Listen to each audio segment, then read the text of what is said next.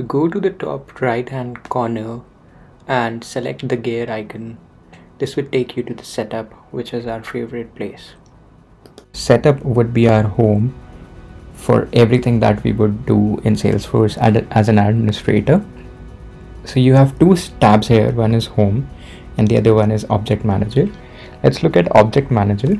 So object manager will give you list of all the objects which are available in Salesforce. So these could be standard objects or custom objects. So anything which says standard basically means it has been provided to us by Salesforce, and anything custom would means that it is created by one of the administrators in Salesforce, which is specific to that particular org, right?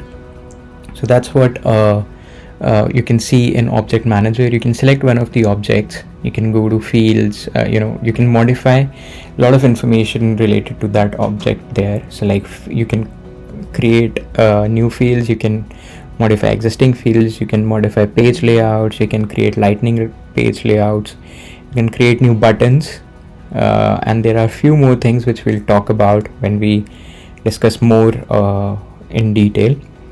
Then if I click on home tab, here you see a quick find box, and using quick find box I can search for any specific information.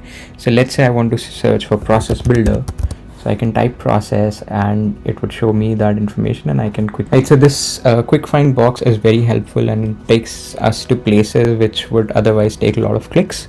So it's really helpful, and we'll talk about each of these, all of this which we are seeing here. We'll talk about all of these settings in the upcoming videos. So stay tuned, and please share your comments, thoughts and feedback in the comments section. If you like me to add something to these videos, or if you want me to change the style of videos, please give me a shout.